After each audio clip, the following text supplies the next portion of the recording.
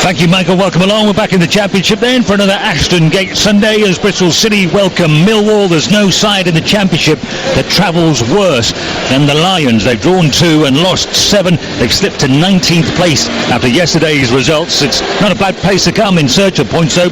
Bristol City have taken more points on the road than they have here at Ashton Gate, albeit in one less game. They've lost their last 2 matches here by 1-0 against Stoke and Preston. Lee Johnson's side did end a run of 4 straight defeats with victory against the calamitous Ipswich side in midweek. They're 7 points above the drop zone, 9 off the playoff places. Realistically, as the guys were just saying, Sam, should the people around here, or whisper it, should they be content with a mid-table campaign? I think so.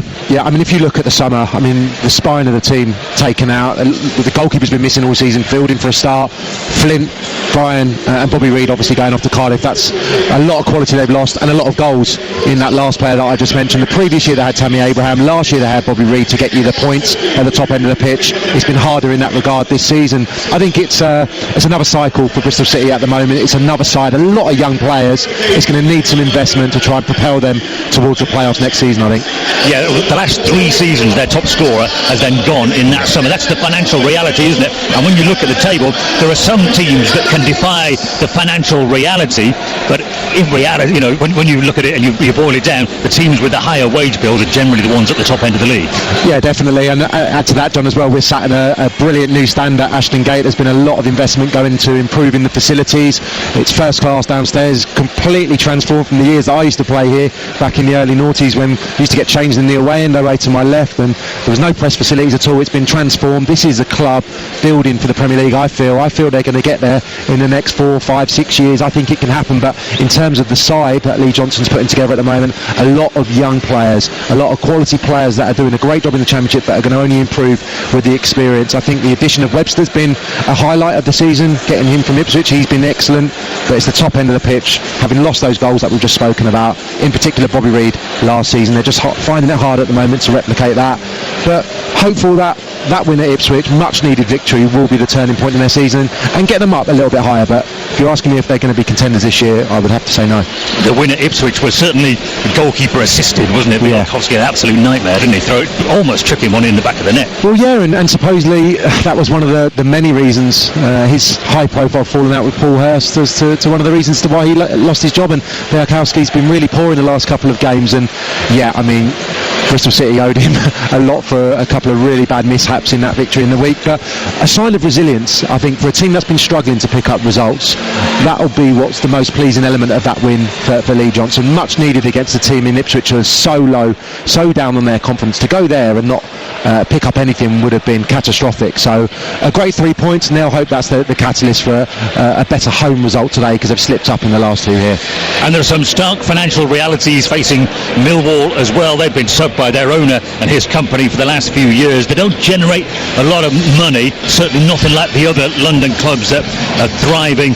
And so Neil Harris has developed this way of playing. As he says, you don't have to have 1,000 passes yet. You do have to be high tempo and aggressive. So he's looked at the club, he's looked at the history, the everything about the club, the way people view it, their financial reality, and he's found a way of getting by. But again, it's going to be tough for them.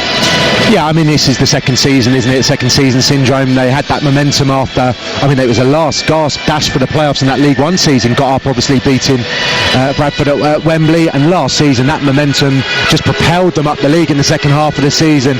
People don't like going to the Den. They start so fast, and last year they just carried on in that vein. I think because they start so quickly and with such energy, this season they've just been running out of steam and been finding it hard to hang on to leads, especially in the home games, overturning a lot of games where they've been leading and conceding late goals and therefore not taking many points. But this away record, it is desperate at the moment and very patched up today. We're led to believe the captain, Steve Morrison's not fully fit as well.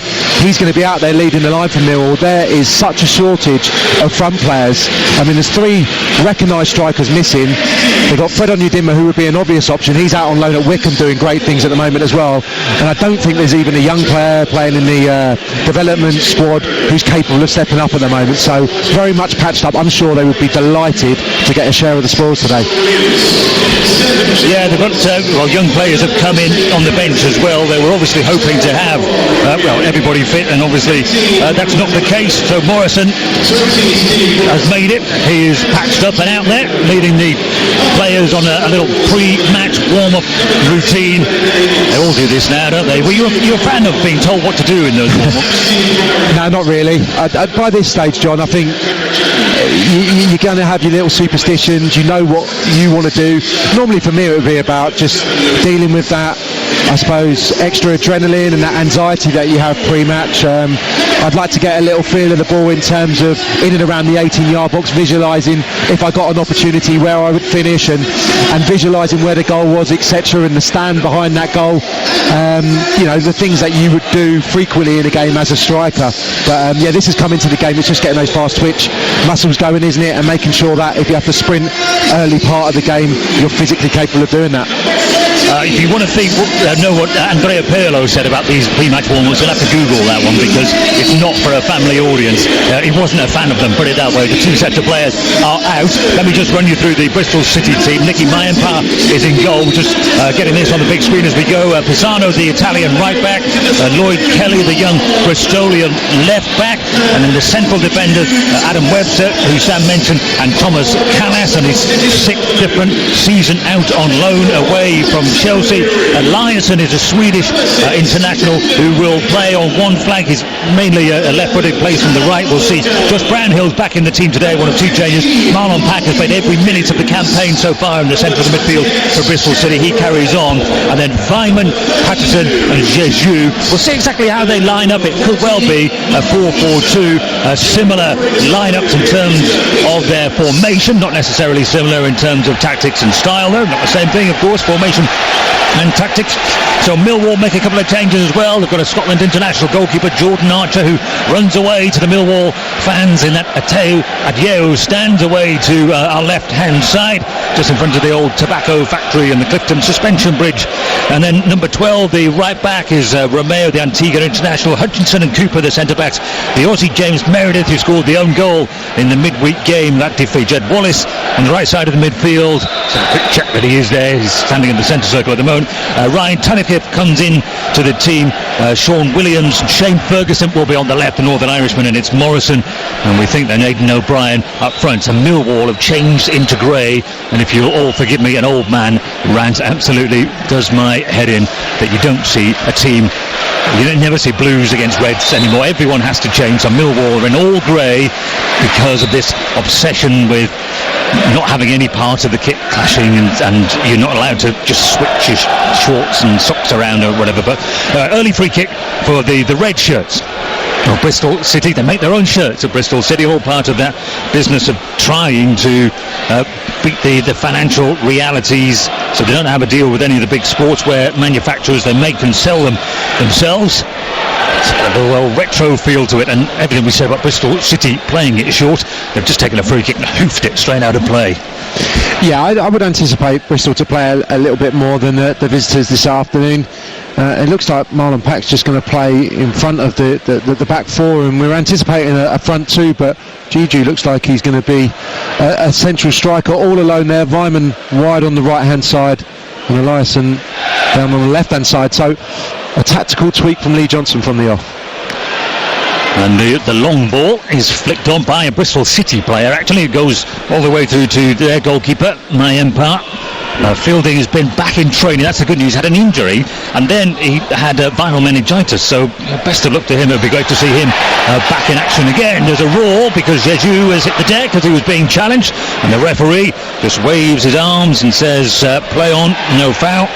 Referee is Darren England, by the way. Millwall in possession in the midfield, and the Antiguan international Marlon Romeo. He puts some air on that one, doesn't it? It went really high up in the air, knocked out of play by the Bristol City central defender Aaron Webster, just on in front of us. So Romeo goes forward. He's 25 yards from the corner flag as he takes this one. The Millwall player in a grey shirt, and he's decided to go short, and the hoots of derision from the home supporters because the return ball in from Jed Wallace went straight out of play. I can only imagine that Lee Johnson's gone for that set up, John, so Marlon Pack can give a bit of security to those two centre-halves, anticipating Millwall to go long into them. He'll work as a bit of a shield to try and cut off the supply to, in particular, Steve Morrison. But I think just having the one up at home, given the natives can get restless here at Ashton Gate, I'm sure if Millwall can keep it tight, even get their noses in front in this game, they could turn this home side. You know, I thought to end up here today, certainly Vyman or Patterson would be paired in tandem with Gigi.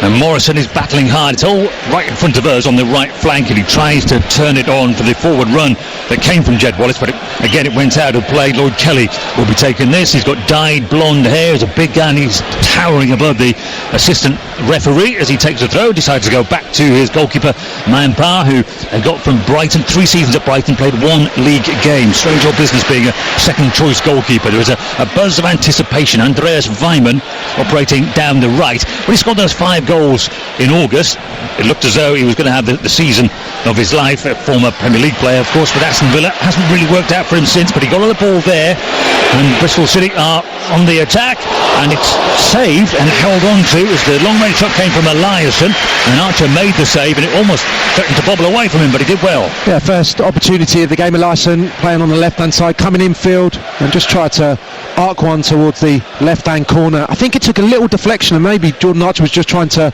avoid it from going for the corner. I think it was going to sail wide of the far post, made a bit of a hash of it, but was able to fall in it at the second attempt. Yeah, so it's Eliasson, isn't it, on the left, and Andy Vyman cutting in from the right. Millwall go long again, and they go too long, and the referee just goes over and has a word with Aidan O'Brien, because he gave the defender a good old shove there, Callas, and sent him towards the advertising hoardings.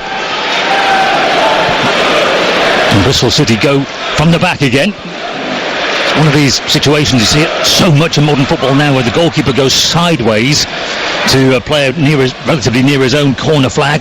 There's an offside as Millwall hump it back long again, and so it's just allowed to travel through to Mayenpart. Kelly's under some pressure from Jed Wallace, and again they try to play out back to Marlon Pack between the 2 central defenders. The whistle goes this time, and it's against the Bristol City centre forward Jesus. Yeah, difficult. Millwall, at this stage of the game, they'll be very high intensity, try and press them, and Bristol City look like they're going to try and play out, move them around, and obviously play that ball into the midfield area where Millwall maybe will overcommit. On that occasion, Gigi with a clear foul. Looking forward to Wallace up against Kelly. I understand Lloyd Kelly's been a revelation at left back for Bristol City so far this season. The ball goes long into the penalty area. First header won by Millwall, but it just drops through easily for Nicky Mayenpart, and certainly keeping Jada Silva out of the team. Lloyd Kelly, who they got in on loan, and looks a very different kind of player. Jada Silva is more attacking, a little fellow, whereas Lloyd Kelly, big strapping young man. Yeah, I thought that was an incredible coup for Bristol City to get the Silva to the club after his success on loan at Charlton last year. The perfect replacement really for Joe Bryan, but unable to get into the 18 today.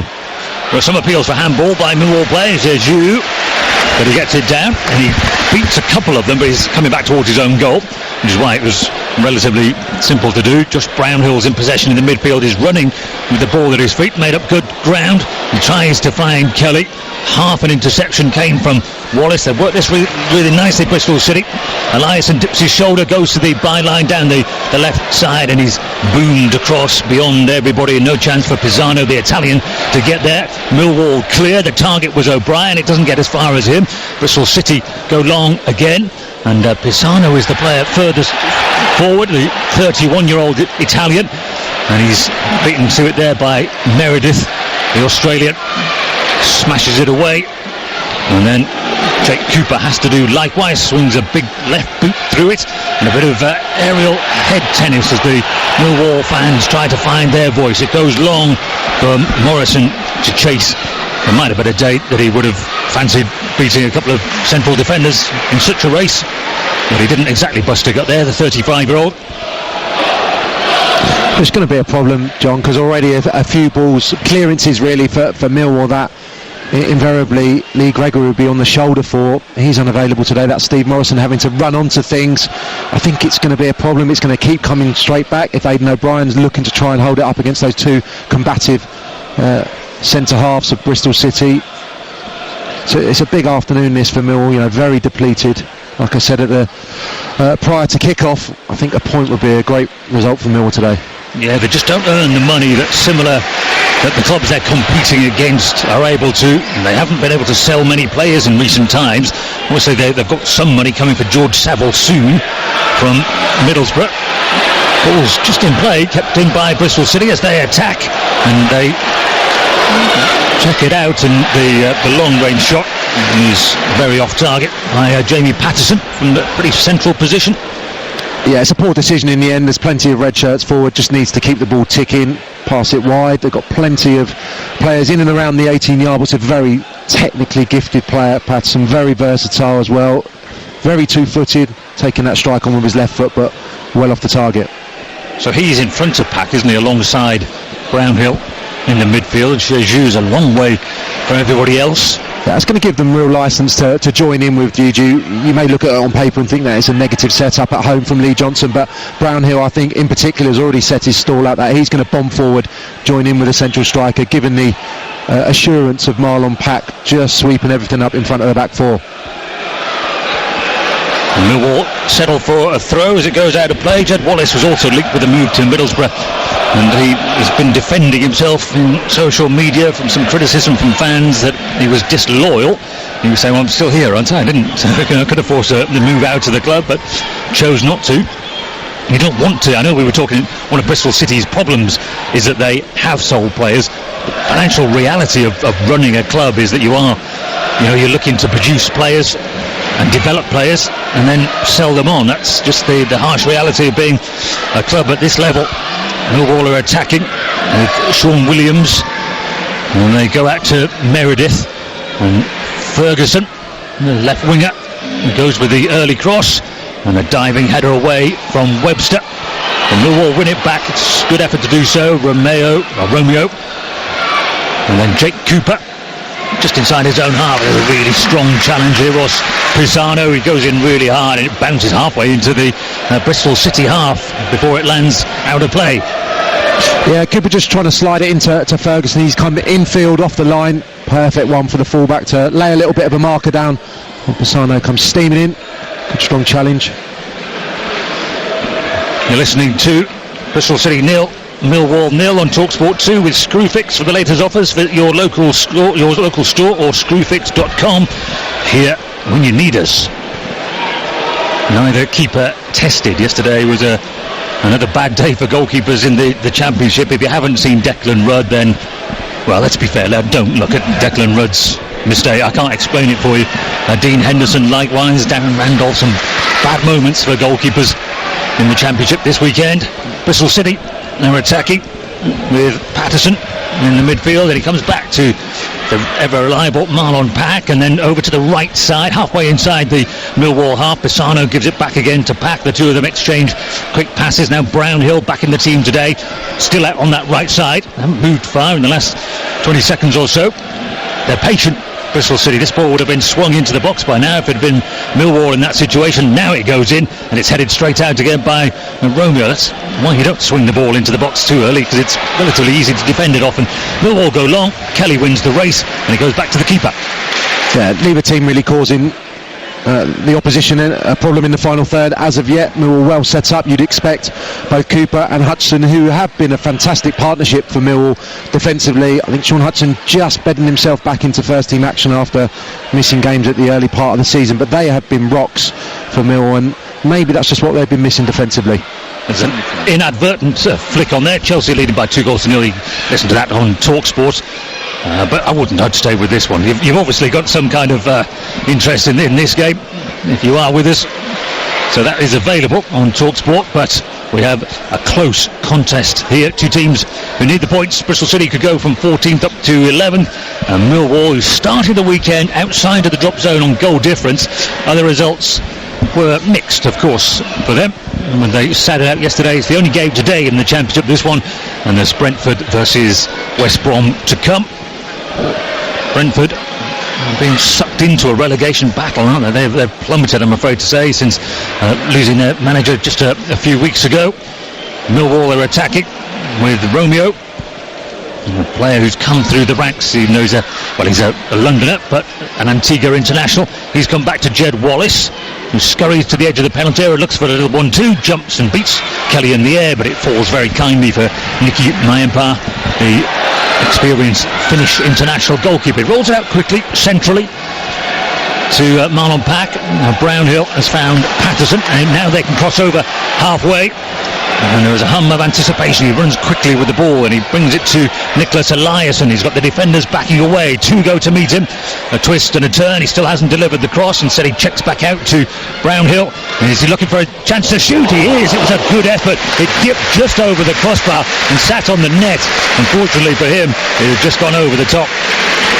Well, the problem there for Millwall is Jed Wallace just gets caught up the pitch. It was his little bit of miscontrol that leads to a counter-attack. There's an overload left-hand side, and Bristol City work it in. Brownhill, pretty much unmarked, drops his shoulder, and it's a fantastic effort, John. We're right behind it, just nestles on the roof of the net, but the first shot in anger. Man who's back in the team today, he scored 3 times from midfield. He should give them good energy in the centre of the midfield for Bristol City. It's been a long time since Bristol City have graced the top division of English football back in 1980.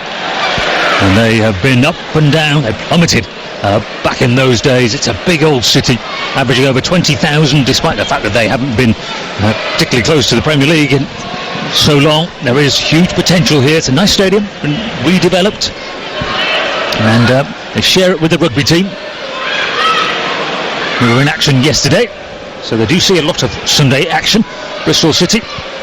And they're in possession with Eros Pisano, former Verona player, an Italian. He clips it forward, and Millwall deal with it easily, and Jed Wallace picks it up in the centre circle.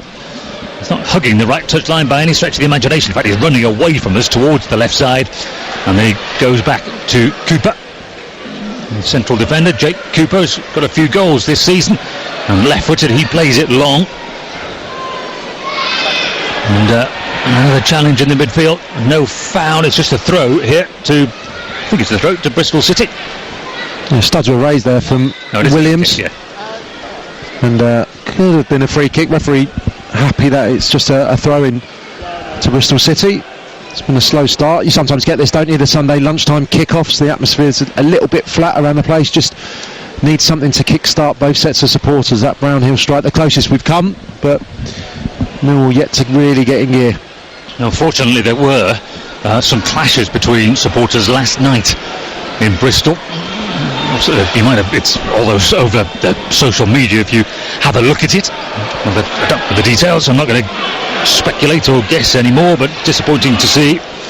Lloyd Kelly's in possession for Bristol City. He plays it down the line for Jeju. He can't get there, but Patterson, his teammate, has run behind him into a left wing position, and he's got support outside him. He decides to cut inside, plays it to the far post. 5 minutes come to the near post. There's no one over there. It's a goal kick. Yeah, he didn't have a look, Jamie Patterson. Again, he's very good with either foot, chopping infield onto his right hand side. But Ryman's run is across not only Meredith, the left back, but the 2 centre halves as well. Just needs to feed it towards the near post.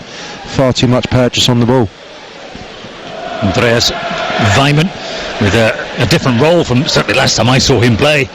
Saw Sheffield Wednesday win here, another Sunday lunchtime game on TalkSport 2 a few weeks ago. They haven't been able to sustain any kind of momentum this season, Bristol City. A year ago they were beginning to have high hopes, but it just proves to be tough. Famara Jeju has spectacularly hit the deck. There was a touch on him. The ball was a long way away. The referee, if he saw it, he wasn't interested. Millwall attack, and Jed Wallace has it. That was unlucky, a decent bit of skill. He drew Kelly towards him and then decided to jink outside, but he dragged the ball outside and just over the touchline. Yeah, the initial bit of play was good. You could see what he's trying to do just to get to the byline. Plenty of grey shirts forward, but just a bit of miscontrol from Jed Wallace. But he's been another fantastic player, fantastic signing really. For Millwall, vitally important. I think they could do with a little bit of help on the other side. I'm sure Neil Harris would want some competition for Shane Ferguson, but I mean Jed Wallace, one of the first names on the team sheet, given his energy, his drive down the right hand side, and his knack of getting important goals. Sean Williams has just knocked the ball out of play. Millwall's Ireland international, had his debut for Ireland at the age of 31, so he's a player who's thriving late in his career. He's a player thriving early in his career. Lloyd Kelly's on the ball. He can't find Jeju. Hasn't had any joy out of the central defenders. It was Hutchinson who challenged him that time. And then the long ball comes, the big diagonal from the left-footed Jake Cooper from Millwall, and an offside flag is raised against Aidan O'Brien. It's the end of that attack. Millwall have already scored 7 goals in their travels. Bristol City only 9 in front of their home supporters. So Millwall much more free scoring at home. Bristol City much more free scoring away. It's odd how these things happen sometimes, isn't it? Partly approach, partly just look at the draw, of course. Here's Patterson in the midfield for Bristol City. Oh, he's given it away. He got so lucky. Morrison anticipated it. He cut out the pass, but it bounced off him and straight back to the player who just played the bad pass. I mean, it's such a bad pass because I think Steve Morrison's actually just trying to put pressure on the central defender where the ball was angled towards, and it just strikes him around his shins, and quite a lot of pace on the ball, so it would have been difficult for Steve Morrison to react and take it in and therefore burst towards goal. But slight let off and in keeping with the start of the game, really. Neither side being able to have too many passes strung together. If you've just joined us, I suspect the background atmosphere might tell you it's 0-0 between Bristol City and Millwall. Lovely touch in the midfield though by Marlon Pack. First touch was good, and then the second touch has given the ball away, and that's happened too many times. Then Millwall go long. O'Brien works hard to get there, hold off the defender, who's Webster, and get to the byline. He can't get a turn in, can't get his cross in. He plays it around the corner instead to Wallace, and Wallace comes back out to Sean Williams, tries to change the direction. Morrison flicks it on. He's trying to flick it over his own shoulder, or at least to chase the loose ball, but out comes Mayempar, the goalkeeper, to snatch it. Yeah, probably the best that Millwall have mustered, actually. Fantastic ball from Williams. You can see that they played together for a number of years. Morrison with a nice bit of intelligent movement, and the touch is actually sublime, trying to take it over his shoulder. A long ball forward, and Brownhill ran purposefully through the centre of the midfield, but Millwall clear. Last touch of Eliasson, under pressure, or putting some pressure on Marlon Romeo, son of a pop star. Marlon Romeo, his dad was in Soul to Soul. It's done well, John, really well. McLaughlin looked to be a fantastic signing last season, but I think both the fullbacks have just suffered with this second season. McLaughlin and Meredith, who was a star really in Mill's fantastic maiden campaign in the Championship. He's just had a little bit of a drop in terms of his performance levels, and I think that's the problem all round for Millwall. Could say the same about a number of their players, just struggling to reach those levels of last season. Yeah, they stormed up the second half of last season, wasn't it? They stormed up the league, and they were in the playoff places 3 weeks from the end of the season, and they lost 2 of their last 3 and finished 8th in the end. Look, what a free kick. It's a good position as well. It's O'Brien, given by the assistant referee over on this right wing, so it will be, it's just about level with the edge of the penalty area, not far away from the touchline, and it's going to be an in-swinger. It's a day when these situations are going to be so important. You've already touched on Cooper's goal-scoring ability. He's been getting an enormous amount of assists as well for a centre-half, so they're not going to have a lot of ball in the final third because they're playing an unorthodox striker in Aidan O'Brien. So these situations, very, very important for Millwall today. It's going to be taken by Shane Ferguson, who's the left winger, who's come across to the right side. So he's obviously going to whip this in and try and get some pace on it. He's put it close to the goalkeeper. In fact, he put it down the goalkeeper's throat, easily taken by Mayempar, who then flung it like a javelin thrower. He's just got all the way to the other goalkeeper with a little of touches on it from Romeo. Yeah, Neil Harris, I mean, turning away there to have a few words of his assistant, and be bitterly disappointed because that's a really good opportunity to work Bristol City defensively, to put the keeper under pressure, and it's just a giveaway from Shane Ferguson, just floats it into the keeper's arms. Worst thing you can do with those almost, isn't it? Because it does set up the counter-attack, which obviously Mayempar was alert to, but he messed it up just as badly, didn't he, with a wild throw. Long ball forward from Millwall, looking for Steve Morrison. He's beaten in the air. The loose change, though, is picked up by Williams in the midfield with a couple of headers. Morrison flicks it on. Kelly anticipated it well. He's there in front of Wallace, and he swings the boots through it, and out of play it goes. And it's dealt with by the manager in the technical area, and Millwall take the throw of Romeo. And it hasn't been blood and guts this game. I was at the Yorkshire Derby yesterday. That was 0-0 for a long time as well, but there were chances and there were challenges and everything else. We haven't had that today, I'm afraid, so far. Can it change now? Shane Ferguson's in possession. He wants to work it onto his left to try and get his cross in. Now he looks for the little 1-2 with Meredith. Meredith's return pass, though, was just rank bad, I'm afraid. Brownhill forward to Jeju. And again, Jeju struggling to make anything of it. There's a wrestling match going on. The referee was right there and he thought it was as much one side as the other. So Millwall have it. Jed Wallace ran it away and he ran it out of play. Now he's annoyed as well, frustrated with the officials. It's not the officials to blame, though. Yeah, Jeju just coming a little bit too straight to the ball. I mean, I am surprised with the setup because Millwall are clearly lacking pace, I think, in the side today without a Lee Gregory available, and Bristol City do have that pace with Ryman in their ranks, and Millwall will play quite a high line with those two. I think the space would have been down the sides for someone to exploit.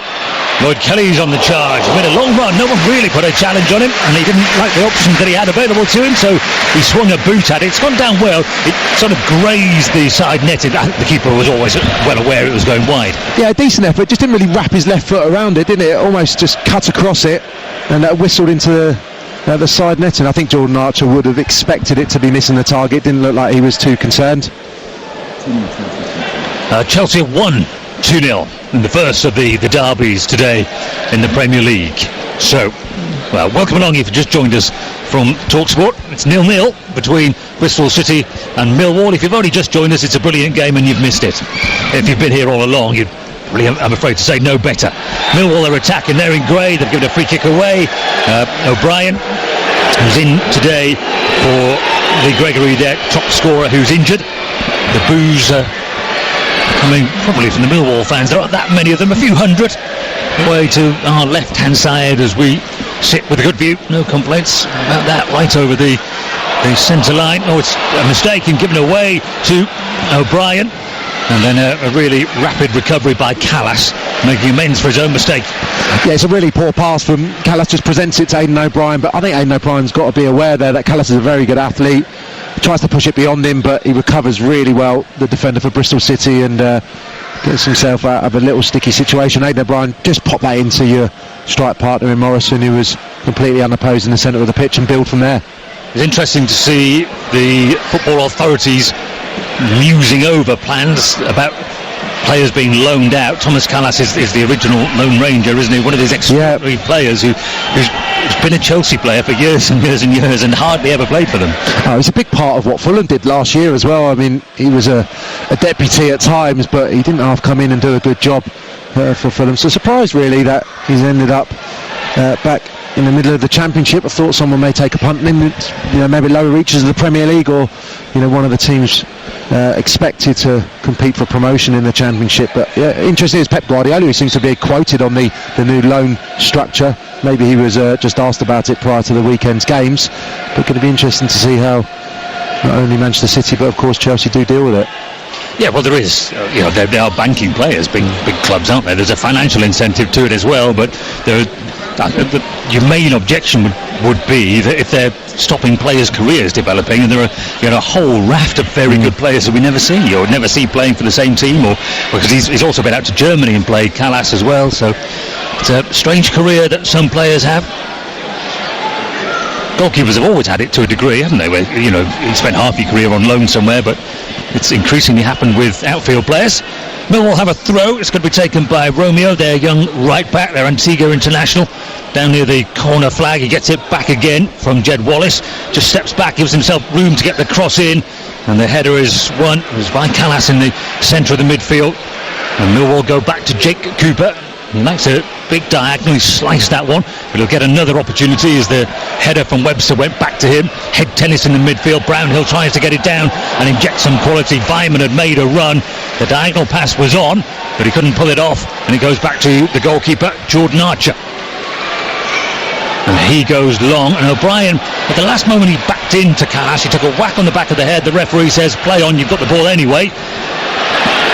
And Millwall do just that, and now the cross comes in from Ferguson. Morrison is around the back, but the goalkeeper is favoured again, and he throws it, throw-in style, 2 hands above his head to get Bristol City attacking again with Eliasson, the Swede. He comes back in field to Pack. the deepest of the midfielders, who crosses over halfway, and a little gap has opened up for Pisano to run into, and Pisano can drift across it. Weimann with a header, and it's turned against the crossbar, and on the follow-up it's still loose in the penalty area. Jeju so close to scoring, but Bristol City denied by the woodwork. A really well crafted move, and in the end he's so unlucky, Jeju.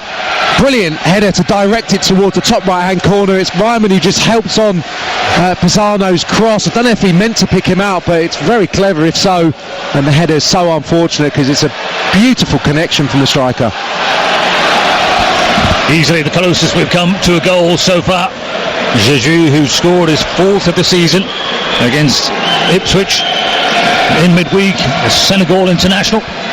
Seen that a couple of times for Millwall now. Ferguson guilty of another poor delivery, and he's slow to react to get back into position, and once Bristol City have moved the ball around, the space is all down the right hand side, the space vacated by Ferguson. Pisano, lovely delivery, and like I said, Weimann, if he's picked out Jeju there, it's a fantastic bit of play. Very unfortunate. It's the kind of football that Bristol City aspire to.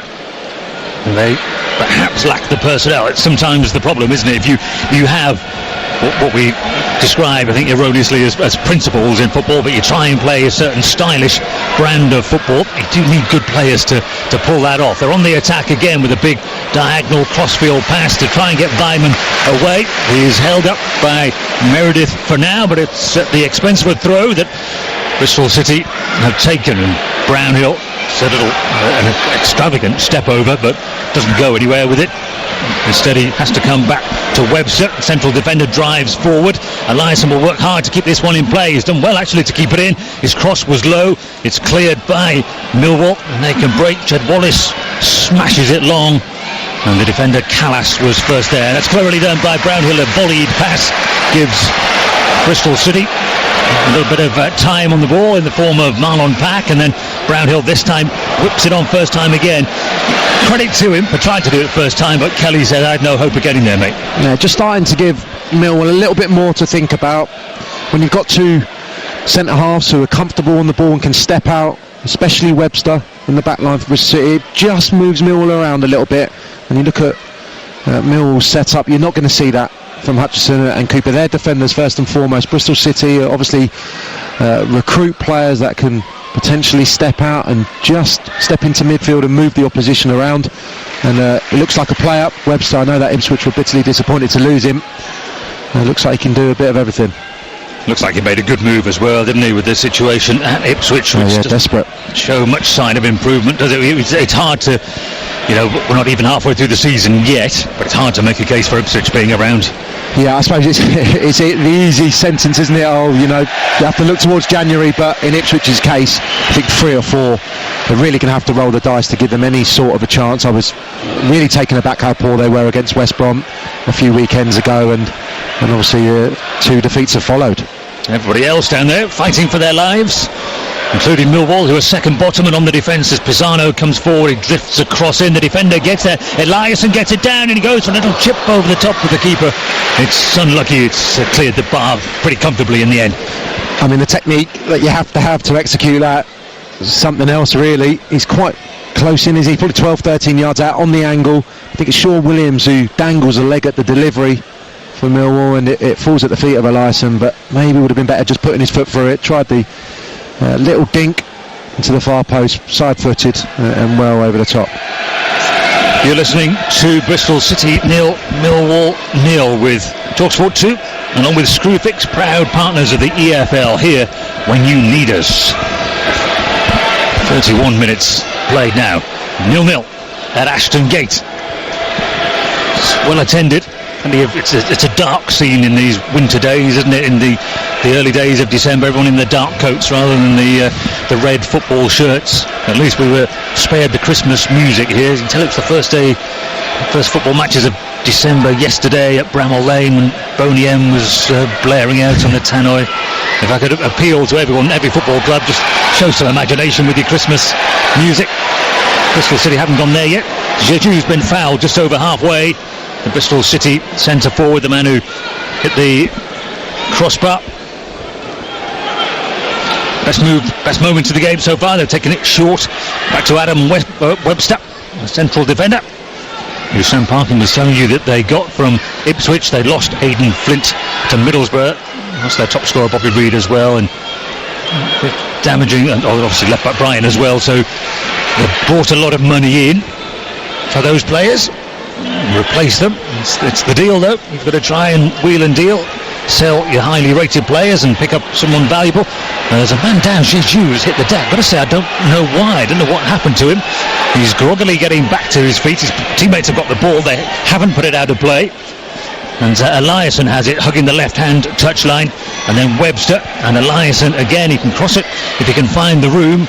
He's advanced up the pitch. The cross now is deflected to the edge of the penalty area and smashed away by Shane Ferguson, but picked up on halfway by Thomas Callas. And he gives a short pass to Brownhill. And there's Pisano outside of him. He comes back into the centre circle though, and Pack to Webster, who joins in. He's moved deep into the Millwall half now and rolled it short to Eliasson, dips his shoulder, goes outside of the defender who was Webster, delivers it. Jeju was arriving, Pack will come and strike this one and hook it, and it's very well saved by the ball boy. Actually good hands by the ball boy, he held on to it very well. Yeah, too easy. Jed Wallace down on this near side. Eliasson just skips past him. There's nothing of a challenge, and in the end, ball breaking out from Jake Cooper's header. Perfectly capable from that distance. Marlon Pack done it season after season from distance and just chokes his shot on that occasion. The referee speaking to Jeju. He's spent a lot of time on the deck so far, hasn't he? He has, and it's Jake Cooper. I wonder whether he saw it. I didn't see it. I turned round and saw Jeju sitting on the deck, and obviously the referee feels the need to lay down the law. There's not much else you can do if you didn't see it as the ref, is there? No, I think it was just a collision off the ball, and he's a big strong boy, isn't he? He should be confident after his goal in the wing, and he's had a great effort already. You know, just psychologically, those Millwall players, they will compete. If he keeps rolling around, they'll enjoy that. They know they've got the upper hand against him. Needs to be strong, needs to be the focal point for Bristol City this afternoon if they are going to get up the pitch and get good control in the final third. Now this is bad news. Steve Morrison is down and he's holding his, I don't know, he looks like he's in a lot of pain. He's holding his head, but I don't think it's his head that's injured. And the referee is going over and saying, what do you want here? Do you need some treatment? The players have gone over for a drink. It's not exactly, I know it's quite mild for a winter's day, but it's not exactly the height of summer. I'm a bit clammy with my 6 layers on, John, but they've got no excuse. And the referee, understandably, is blowing quite impatiently on his whistle, saying, I don't remember having a cooling break. Bristol City are on the attack. Webster smashes it long. Famara Jeju will chase it. It's got to be dealt with, actually, and they've made a mess of that, the two central defenders, because Jeju will get there and he gets shoved. It's poor play by Millwall. They've given a cheap free kick away. Jake Cooper just giving Jeju a little shove on his way. It's only 3 or 4 yards outside of the penalty area on the left side. Yeah, just a hopeful ball forward, and Cooper and Hutchinson actually cross over there, and it's a difficult one to deal with for Cooper. Popping up off the surface, but he heads it into no man's land. Jeju therefore his favourite, and it's just a shove in the back, isn't it? It's not once but twice. Poor defending from Cooper. Yeah, he didn't need to do it, did he? Because Jeju was heading towards the corner flag. That's the only place he was going to, unless he did something special. So it is Eliasson who's on the ball, is a left footer, so it'll swing out, and it's really well attacked. It was the defender who stooped, but it comes back out to Eliasson again. Nice bit of skill to get away, and he whips it in. Morrison wins the header this time. Now can Millwall break? A little cushioned ball by Jed Wallace. It goes down into the midfield, and the break that's led by Aidan O'Brien, and aggressive confrontation then with Vyman. And the referee blows his whistle and he tells everybody just to take a breath and calm down. It's right in front of the benches. I'm not sure Millwall necessarily wanted to take a quick throw in there, but Vyman made sure it wasn't going to happen for Bristol City. Just dangled her leg against the Millwall player, provoking a reaction from Steve Morrison, but I'm sure Millwall are just pleased to get up the pitch. Romeo's throw is bounced all the way through to O'Brien near the touchline. He finds Morrison. Don't exactly hang around in the penalty area, the Millwall centre forwards, do they, for a 4-4-2. Forward it goes from Millwall, takes a deflection off Patterson, and so it's a throw to the Lions in the grey shirts, all grey for Millwall, matching the skies above Ashton Gate in Bristol. 0-0 with the 37th minute underway. Eliasson wins a battle, he was strong there. And Morrison is going to get a yellow card, is he here? Or is it going the other way? The referee takes his time and he's booking. He's either going to book Morrison for the foul or he's going to book Eliasson for diving. I think I'm with Morrison. I don't think there was an awful lot of contact. It was a wild-looking challenge, and Eliasson hit the deck, but I'm not sure that Morrison actually hit him or not. And he's jumped up straight to his feet, hasn't he? I don't know if he's going to have a word with the assistant, who had a much better view than him. Sarno's rushed over from right back trying to get Morrison sent off. Too difficult to know from up here, but Steve Morrison in the book. Yeah, so it's Morrison who gets the card. I did want, because Morrison was furious immediately with Eliasson, saying that I didn't actually touch him, and it looked like a bad one. Yeah, and he's jumped straight to his feet, hasn't he? He's gone down like he's been poleaxed, and he's immediately up and on the halfway line waiting for the delivery from Webster. And the delivery from Webster just goes 5 yards back to his own goalkeeper, rolls it out to Thomas Callas, a Czech international, and then Brownhill has popped up in the right back position, the midfielder. He goes long and Pisano flicks it on. Interesting switch of positions there, and Pisano, the Italian right back, now finds the other full back in Lloyd Kelly on the halfway line. Eliasson's 10 yards inside Millwall's half, a little step over and a little jink inside and acceleration, but the Millwall back line stood pretty strong, so he has to find support from Lloyd Kelly. Runs into the challenge of Sean Hutchinson. Home fans appreciate that. It's a throw to Bristol City. 39th minute of the game, 0-0 at Ashton Gate. Lloyd Kelly prepares to take it. There's not a lot of movement in that penalty area in red for Bristol City. When you're ready, he takes the throw, and it's turned into a corner actually by a challenge from Shane Ferguson, who went sliding in. It's a bonus corner really for Bristol City. Yeah, you've got to admire his endeavour, Ferguson, but again it's the poor decision. It goes to ground, and it's a needless corner to give away. Just get close, try and show Bristol City back towards their own goal. Stop the cross by all means, but try and avoid giving away the set piece.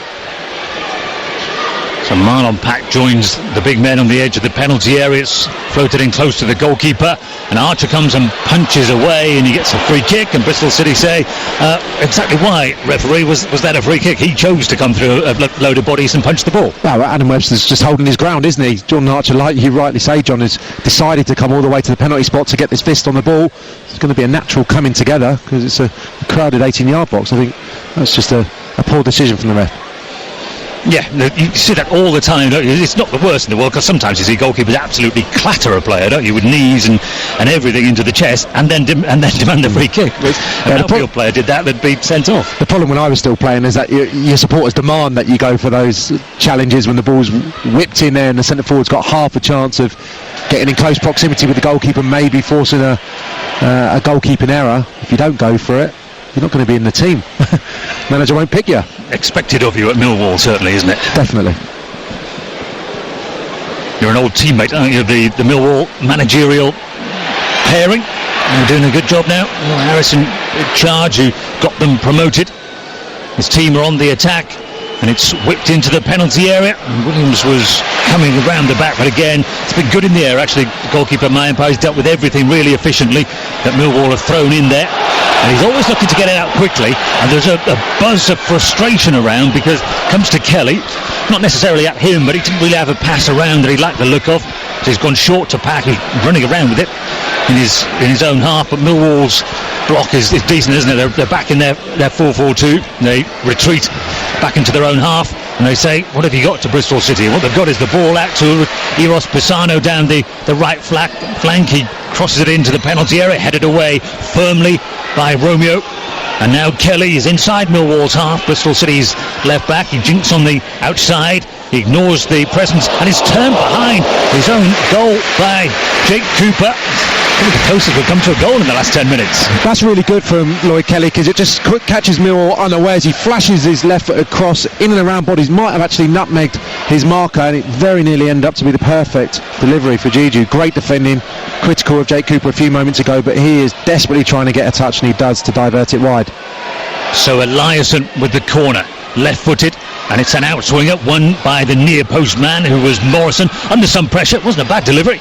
And Bristol City trying to get the pressure piled back on again, and it's Patterson He runs out to the left. He's run an awful long way with the ball. And the referee's got a decision to make here, and he gives it against, you can tell, he's giving it against Bristol City for a shove in the back by Patterson on Shane Ferguson. Yeah, tangle of legs in the end. Ferguson again back in a right back position. Those two switched over. Can't see Jed Wallace. He's wide on the left hand side, yeah, so those two have switched. Ferguson's now wide on the right hand side just as we approach half time. At 0-0 at Ashton Gate between Bristol City and Millwall. Millwall have gone second bottom. They've only taken 2 points away from home all season. Cardiff and Fulham have only got one apiece in the Premier League, but there's no one in the other 3 divisions of English football with fewer than that 2-point haul. And Millwall, it's an obvious problem. Bristol City trying to inflict more misery on them. They've lost their last 3 away at Reading, Brentford and Norwich. The Norwich one is more understandable, but the games against the likes of Reading and Brentford, you need to be picking something up. Brownhill's on the ball. He's trying to thread it through a really tight gap to Weimann. It bobbles up in the air though, and then the header away comes from Hutchinson for Millwall. Bristol City win it back in the midfield again though. Kelly stationed in the Millwall half at the moment. Bristol City's left back now. He has to turn back and go back to Webster in his own half. And when they're in their own half, there's not a lot of pressure on Bristol City. Millwall happy to retreat, get themselves organised again. And here they go again, and then the challenge is laid down to Bristol City. A minute and a half to the break at 0-0. I don't think there'll be any added time to come. Kelly has it and is going nowhere other than short to Brownhill, and infield where Eliasson has shifted position for the time being, and a little rejig here and there. Bristol City to try and create something. Pisano is forward. Weimann is on the 22-metre line using the rugby markings. And now Patterson in the midfield. He tries to use a bit of skill to drift away from a challenge. He's being pursued and he's being fouled. This is not a bad position. It's just to the left of centre, so it will suit a right footer, and it will be somewhere near that 22-metre line, so we're looking about 30 yards from goal. Yeah, he's a difficult player to pick up really, Patterson. Very elusive and gliding across the surface there. Meredith's the first one to put the press on. He evades the challenge of him, and in the end it's Sean Williams, I think, just angles a leg. Patterson doesn't need any invitation to go over, so a good chance from the free kick on the cusp of half time. And the referee has the spray out, so the spray is going inside the D. Brownhill is looks like the only person who's thinking of taking this, or Eliasson now comes over. Maybe just have a look at how the wall is lined up. Well, they're 1, 2, 3, 4 in the wall. Could be Eliasson. It's likely to be Brownhill. Back in the team today, Josh Brownhill. And it is Brownhill. He strikes it into the wall. Some power because it's gone high up in the air. 1 minute will be added on at the end of this first half. Pisano has it. And Eliasson now over on the right side, the left-footed Swede, and it comes out to Webster. And Brownhill, similar position to where he took the free kick, gives it short again to Webster, who clips it in. Oh, ended up a header, or an attempted header from Romeo, ended up as a dummy that for all the Bristol City player on the back post, and it's gone out for a goal kick.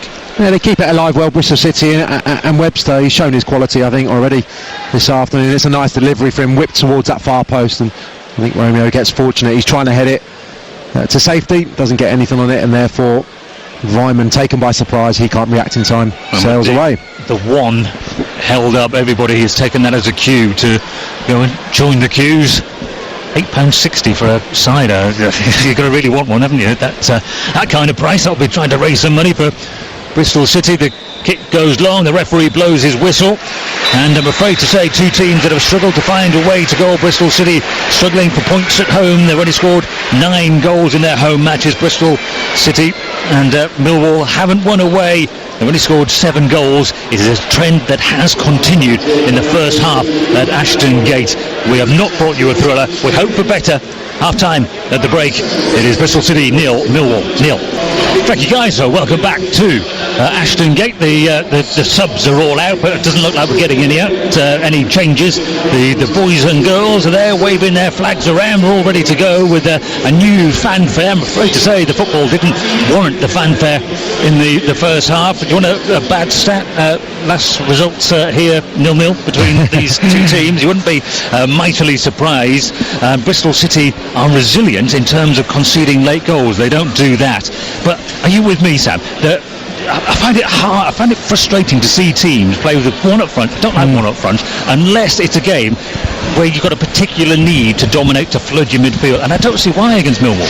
No, I don't think they've been terrible in this first half, but I would imagine if this stays in a similar vein for the next 10-15 minutes, the Bristol City fans will let the manager know that they should maybe have a little bit more attacking intent. Listen, I can understand playing a midfield shield if you're playing against a Morrison and Gregory at the top of their game, fit and full of goals, but we're talking about a Morrison who we're led to believe is struggling with injury, and they're playing Aidan O'Brien, who is essentially a midfield player, a wide player up front. So I don't think that Marlon Pack has influenced the game maybe as they maybe anticipated or maybe hoped, but they haven't taken the game to Millwall as Lee Johnson would have set them up to do so. So I'm surprised they haven't just gone toe to toe, 4-4-2, we're at home, we've got better players than Millwall on this day, and tried to get the crowd up from the off. So a little bit of a surprise. They need to improve. I think Millwall today, it's about working for those set pieces, John, realistically staying in the game, trying to get an opportunity if one comes their way, probably from a free kick or a corner, and trying to get an unlikely 3 points when they're really depleted. Yeah, truth be told, Millwall would be all right about going away from here with a point from this, wouldn't they? I think they might look at it now. He might have been in there, Neil Harris, saying, you know what, if they're going to sit back and not attack us, then our moment will come. But again, they're not going to go hell for leather at this Millwall in the second half. The onus is on Bristol City. Definitely, and Neil Harris will know, he's been in the game long enough, and his players will know that there will be an improvement from Bristol City. At some stage they will have a spell where they will put Millwall under pressure, and of course like any game, you get to a certain stage and then he will look to roll the dice. He's got a couple of big players back now in O'Dowda and Watkins. He's got the strength there that Millwall are lacking in terms of substitutes who could be an impact, so that could play a part this afternoon as well. And we're back underway at the start of the second half. Bristol City are in red with a white band across their shirts, and Millwall have changed into grey, all grey. So as ever, we never see the Reds versus the Blues, hardly ever these days. There's an obsession with changing shirts. There's a clearance from Millwall's number 5, Jake Cooper. No changes to the teams at half-time, so it's Maempa in goal for Bristol City. Their full-backs are Pisano, the experienced Italian, and Lloyd Kelly, the young Bristolian. The centre-backs are Thomas Callas and Adam Webster. No, it's Marlon Pack. We had it as a 4-4-2 early in the when we told you the team news at the start, but it's really Marlon Pack behind the other two midfielders of Brownhill and Patterson, and then wide Eliasson and Vyman. And Millwall attacking, out for a throw-in, and Famano Juju hit the bar in the first half, easily the best moment of the first half. He's up front for Bristol City, unless there is some kind of change. No obvious change though at the start of the second half. Millwall are on the attack at the moment. They're right back Romeo, and the cross comes into the penalty area, and it's helped around the corner by O'Brien, and there's no flag, and it goes back in again. Well, a real threat at the start of the second half there from Millwall, almost out of nothing. It was just swung in, hopefully into the penalty area, and they very nearly nicked themselves the lead early in the second half. I think Maempa could have done a little bit better there, could have pushed it aside out of harm's way. In the end, Millwall had a couple of opportunities in quick succession. Eliasson down the other end swings it into the penalty area, and Hutchinson smashes it away. Lively start to the second half. So in goal for Millwall, Jordan Archer, Romeo and Meredith are their full-backs, Hutchinson and Cooper. Central defenders, Ryan Tunnicliffe and Sean Williams. Centre of the midfield, Shane Ferguson and Jed Wallace. Right and left, or left and right, they switched over. And Morrison and O'Brien, the forwards. They've got a lack of options in attacking areas. Millwall, they not the best resourced club in the Championship anyway, and a few injuries has taken its toll. Bristol City attacking. Pisano swings it in towards Jesus. Last touch off a defender. Yes, confirmed by the referee. Points away to the far side, which is Bristol City's left, and Eliasson goes across to take this corner. Yeah, Pisano's got good delivery from the right-hand side. Again, puts it into a nice area. Jed Wallace is a bit slow to charge him down on this side, and Hutchinson with an important header behind. Central defenders are forward. Webster's made his move to the back post. Kelly was in there as well. It's knocked back into the area. Jesus was unlucky, worked really hard to try and keep it in place. The kind of thing that does get a striker on side with the crowd, but he can't do so. 48 minutes played, 0-0 at Ashton Gate between Bristol City and Millwall. I mean, Jed Wallace over on this left-hand side and Ferguson on the right-hand side. They swapped those two over about 5 minutes prior to the half-time whistle. Jed Wallace up against Pisano. I think that gives Millwall a bit more of a chance. He's the more direct of the wingers, the more athletic. Jed Wallace, I think him against Pisano is somewhere where Millwall could get joy. He's not going to get any change out of Lloyd Kelly on the other side. He looks like a fantastic athlete. Speaking to the Bristol press guys before the game, he's had a very impressive start to the season for a young man. Millwall attacking, Jed Wallace twist and a turn, and there was no change out of Pisano there. It's a strong challenge, you might even have heard it, by the Italians. Gone out of play in front of the dugout. Leo Harris, 41, young for a manager, isn't he, but he's plenty of experience now. He's Millwall's record goal scorer. Back in his playing days, we're already on side. There's always a little bit of pressure being a club legend, not to tarnish that if things go wrong on the pitch when you're the coach. Yeah, it's always my concern, but he's doing a fantastic job. I think still got the support of 99% of the Millwall supporters. Well, he got them up. He wasn't really expected to get them up, so that's in the bank, and a good season last year. They've got a corner. Williams takes it, floats it in. It's half cleared. It goes back into a dangerous kind of area. Pisano wins it. A couple of crucial challenges there won by Bristol City, and they now try to break away. There was a slip as the ball was played. Brownhill jabs it forward. Jesus will try and sprint through the middle, and the goalkeeper wasn't coming for that one. He'd stayed back, Jordan Archer, so Cooper literally had to get his head down and chase it, which he did effectively.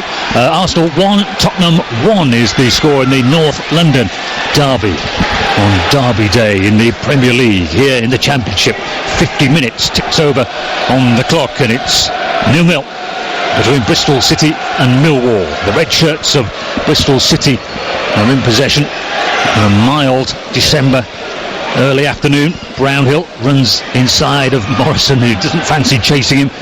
Grey-haired centre forward, 35 now.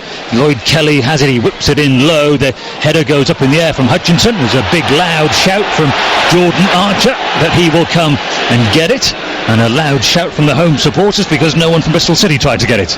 Yeah, first signs of discontent from the home supporters. Now they're attacking that end, looped up off Hutchinson's header. And as I was referring to in the first half, you expect your centre forward to go and challenge there just to put the goalkeeper under pressure. He could maybe spill it, falls to a red shirt.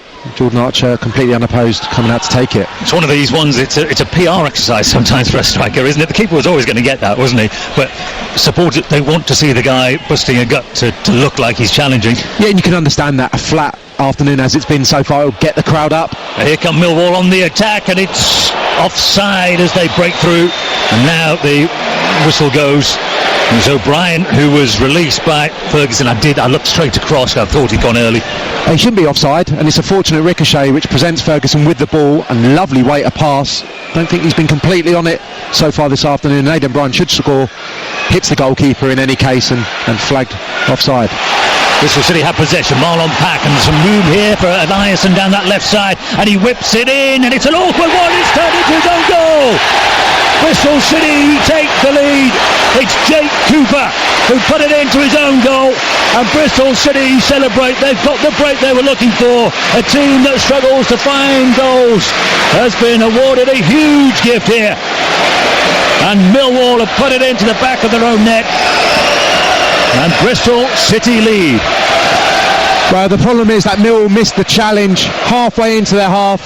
Romeo and Ferguson, I think, are beaten to the ball, almost jump out of the challenge, breaks to the left-hand side. Eliasson is it with the delivery. Jake Cooper just can't sort his feet out, hits him on the ankle and just squirms into the bottom left-hand corner, right in the side netting.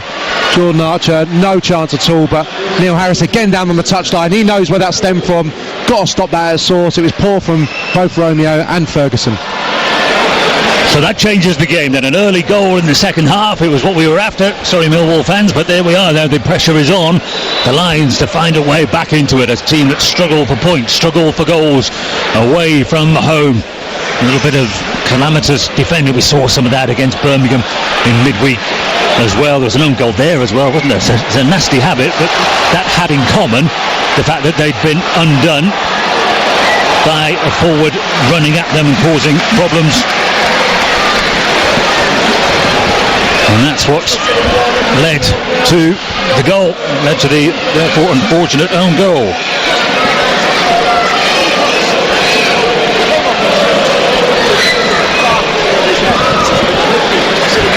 So Bristol City lead. That's their 10th goal of the season in front of their own supporters. It would give them exactly the same home record as away record.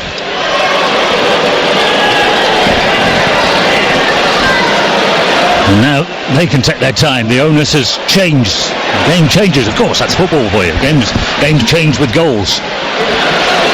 Yeah, and Millwall, their best chance of the game. O'Brien was offside, but great situation.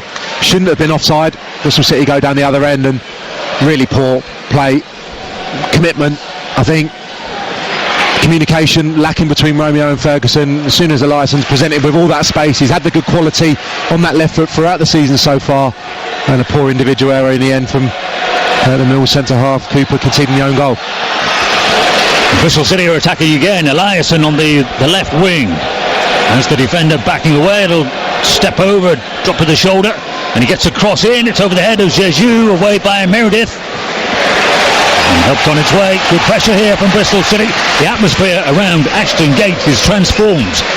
Well, they were so peripheral in the first half, especially Vyman, who's not really stepped up in his second period yet, but Eliasson growing in his influence. And here comes Lloyd Kelly, a low cross this time. It's controlled by Hutchinson, the central defender for Millwall, and cleared away. Action from the Championship here at Ashton Gate. It's 1-0 to Bristol City. Tomorrow evening from 6 o'clock, TalkSport 2 is back in the Championship. West Brom against Brentford from the Hawthorns. Big test, that one, for Brentford, who really lost their way since their change of management. One of 125 exclusive EFL commentaries live across TalkSport and TalkSport 2 throughout the course of the season. West Brom in action on Friday as well against Aston Villa. Quick turnaround for them. You can hear both of those, of course, on TalkSport 2. 6 o'clock start. That's when we're on air from. And Millwall go back to their goalkeeper, and Jordan Archer fires it high and long through the middle. And the decision has gone against O'Brien, the Millwall striker, and they could really do without this, because now he has fallen awkwardly by the look of it. He's holding his left knee and calling for help. Yeah, I mean, obviously got sympathy with O'Brien. Looks like a sore one, but you can just show that you can just see that he's not a natural centre forward. The way he's trying to back in there and just get a lucky bounce of the ball, a little ricochet, or just keep the ball alive for Millwall. It's a very unnatural position that he's taken up when he's backing into either Webster or Callas, and he comes off second best there, and it looks like a saw when he waved his arm, flailing arm towards the dugout to suggest it could be a serious knock. 2-1 to Tottenham in the North London derby in the Premier League. Have you seen Freddie Onyedinma play? He's obviously owned by Millwall, but he's out on loan at Wickham. If he's a striker, do they not need a striker? They're almost down to no fit strikers at the moment. Well, they've been unfortunate. So obviously they paid the money for Bradshaw, and I think it was he or Gregory, and obviously it's Morrison or Tom Elliott, and Elliott's obviously got a hamstring injury at the moment as well, so they're very depleted in that area, and Onyedinma was not getting game time. He was the go-to guy in terms of the last 10-15 minutes, trying to get a catalyst, trying to get someone to just give you a spark late in games, and it has worked for Millwall in the past, but don't think he's been in favour, and I think him going out and getting games is probably sensible, and I'd be surprised if he's got a future under this manager at Millwall Football Club. Well, O'Brien is still down, the stretcher is on for him, so a reminder there'll be following us today from 5 p.m. it's NFL Matchday Live. We've got the coverage of this evening's NFL action, including live commentary of Indianapolis Colts at the Jacksonville Jaguars. Plenty of live sport on TalkSport 2, and we've got live action here, although nothing is happening on the pitch. Just fingers crossed that O'Brien is okay. I can't actually see him. There are so many players around him, and medical staff and the stretcher bearers and everybody else in there. The weather is closing in, the grey skies, a little bit of rain sweeping around the stadium as well. It's an awkward one to get to, is Ashton Gate, unless you're I suppose that side of Bristol. Generally drive through the middle of Bristol. Worth a trip though. A lot of time for Bristol as a place to visit. I wish they put one or two more road signs directing you to Ashton Gate. That would be helpful. Doesn't look good, does it, for O'Brien here? No, I think that's the end of his day. They're ready in the substitute down there. I think it's Scalak, isn't it?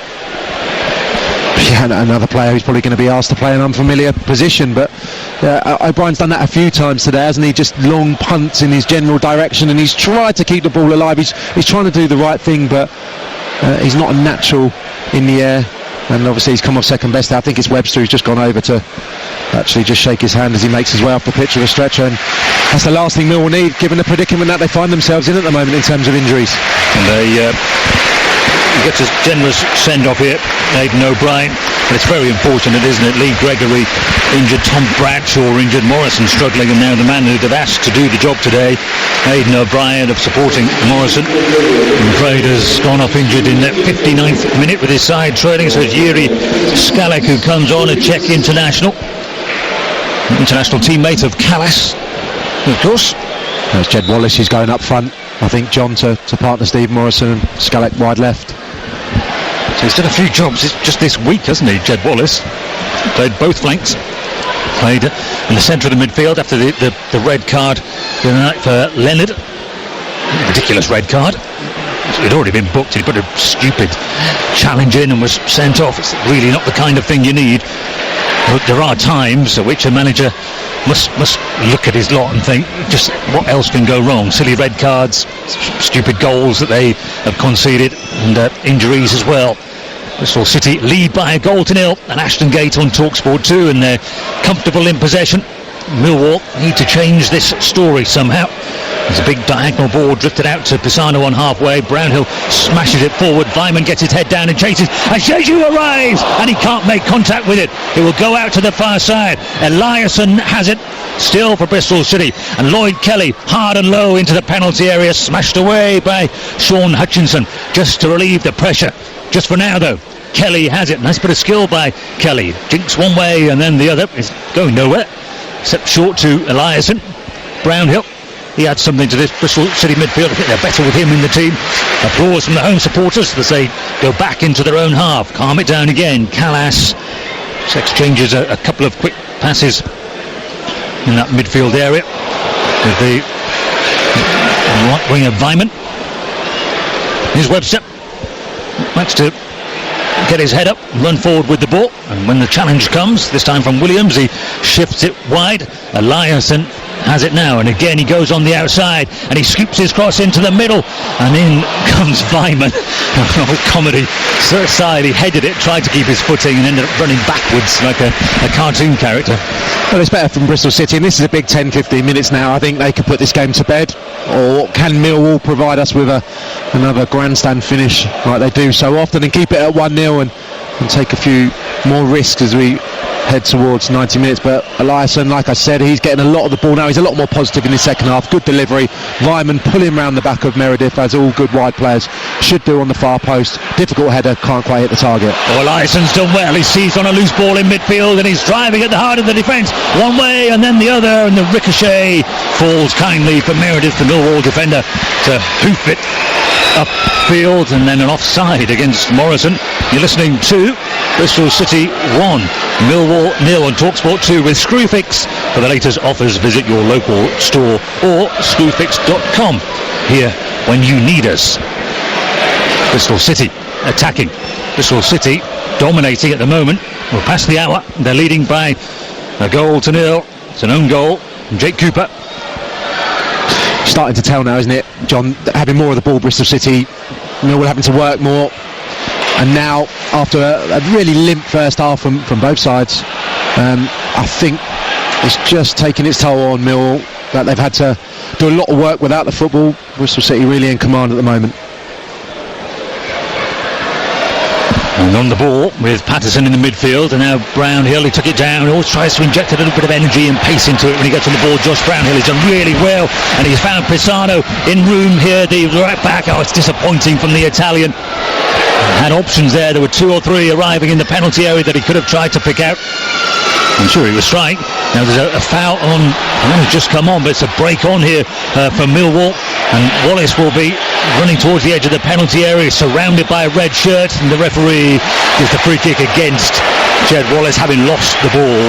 He then made sure that there was no break. And at the other end of the pitch, just having a look at Skalak, a check, and he's on his feet on a yellow card as well. Yeah, it's for Callas for the previous foul on Skalak on the halfway line. I think he gets them both right there. Actually, good decisions all round from the referee, because it was a foul from Jed Wallace on the edge of the D there. But a shame, because good situation for Millwall. Wallace breaking, had to do it all by himself though, and that was just in keeping with the game, really. Yeah, former Pompey and Wolves player Jed Wallace, a couple of goals this season against Leeds and Norwich, actually the top 2. But goals have been a precious commodity for Millwall, particularly away from South London. Sean Hutchinson has the ball, and he turns it back to Jordan Archer. And again, he goes straight up the middle. Jeju will collect it. That's ambitious. He flicked it up. Thierry Henry style. Remember that goal? And decided to shoot. Smashed against the defender who was a couple of yards away from him. Pack is battling for the ball in the midfield. Meaty challenges. And Pisano goes in with Morrison. The referee goes to his back pocket, and out comes the yellow card for the Italian. A big hefty challenge from the Millwall skipper Morrison and Pisano. I think he's just a fraction late there, because he's aggressive as well, Morrison, into that challenge, and the Italian just gets there slightly after the Millwall player. Yellow card. Played almost all of his career in Italy, Miros Pisano. It's quite open-minded, isn't it, to make your move at the age of 30, come play in a different league. They seem to have a wide scouting network, don't they, Bristol City? Scandinavia, another area where some players have come over in recent years. Free kick is taken, it's looped into the penalty area. One by a Millwall player, and the header down was easily claimed by Ryan Park. But threat there, it was Jake Cooper trying to score at the right end this time. Yeah, and he was in no man's land, wasn't he, Mayenper? He'd come all the way out to almost the penalty spot, and if Cooper could have just got a little bit more purchase on that into the sky, he would have been able to loop it over the goalkeeper, but headed it down. Comfortable for the goalkeeper, but he is their main threat, and that's what Millwall will be playing for now. And here they come again, Millwall. Morrison to Wallace, sliced away by Callas. Throw in here for the Londoners, halfway inside the Bristol City half. The rain now is sheeting across Ashton Gate. A real change. It's gone dark as well. Only the players getting wet though. We're safe and warm under the stand. Williams in the centre of the midfield. And it's Skalak down the left flank, and Meredith, the Aussie, runs towards the byline. Hit the corner flag via a Bristol City player. And could have given that either way, because it actually took the corner flag back as it struck it firmly, and he said corner, the referee here for Millwall. Chance to nick something to get themselves back on level terms. They trail by a 1-0. Cooper is up, is the man furthest away from the corner taker, as he tries to make amends for the own goal at the other end. Goes in low, and it's a flick on into a dangerous kind of area. Jeju away. It's Morrison who won the initial ball. Bristol City type tried to break. Meredith has to be there in front of Elias, and excellent work by Meredith, and super job to get his team back in possession. Bristol City working hard to not allow a clear chance. Cooper had stayed up on the edge of the penalty area. There are plenty still back though in grey shirts. It's a good break here by Vyman. He's used his pace here, and he's made up a lot of ground, Andreas Vyman, and he keeps on going.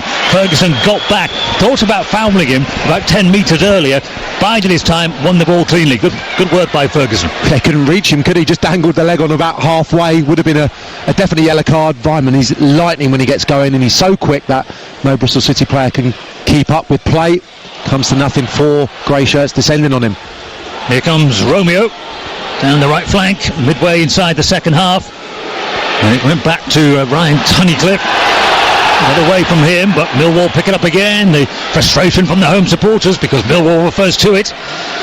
And Ferguson swings it in. Williams made a run through the middle. Mayan did really well, actually, the Bristol City keeper, to come and punch under pressure. And the referee blows his whistle, and he's looking for somebody. He's lost him. He's got a yellow card out, and he's looking around. Oh, he's booking Ferguson for the attempted foul. Not sure about that. I think he is, isn't he? He's pointing over this way, where... So the ball hasn't been out of play since then. The home supporters love that one. He missed him. Yeah, missed him by a mile. And actually, with Mayans, I said he thought about fouling him, didn't. Because I thought he sort of had half a nigger but didn't do it. I thought that's harsh. I just don't think he was quick enough to get there. I think he wanted to foul him, so he's been booked for intent, has he? And the ball goes into the penalty area. Well, if you try to have a kick at someone, it's an offence, isn't it? I didn't think he really tried, though. I thought he thought about it, had half a kick, and then thought better of it. Romeo tries a cross, comes off the defender, who was Patterson. This is better now. This is Millwall's best spell of the game. In the previous delivery, they were actually 3v2 in the middle. Williams had got in between the two centre-halves. I think it was Brownhill who had given up the chase. Need to stay switched on the home side. This is where Millwall can hurt you from deliveries into the area. Amazing what you can do when you play positive football, isn't it? They're looking for a goal and they're playing better, Millwall. They're trailing by a goal to nil on TalkSport 2. Hutchinson for Millwall swings it into the penalty area. The header away was a comfortable one by Pack. He was almost an extra defender. Morrison trying to break through the middle. Callas beat him to the loose ball. Ryan Tunnicliffe, ex of Fulham, to Romeo, ex of nobody. He's a Millwall product. And Lloyd Kelly wins it for Bristol City just inside his own half. Brownhill's made the run through the middle. It's a brilliant pass. Can Brownhill get it down? Just thought about trying to pluck it out of the air, let it bounce, ran through to the keeper. Did he just anticipate maybe Archer coming off his line a bit quicker there and take his eye off the ball? I thought he could have just dangled a leg to bring it out of the sky. A long ball the other end, and Morrison could benefit. Callas again just beat him, using his pace to get to the loose ball first.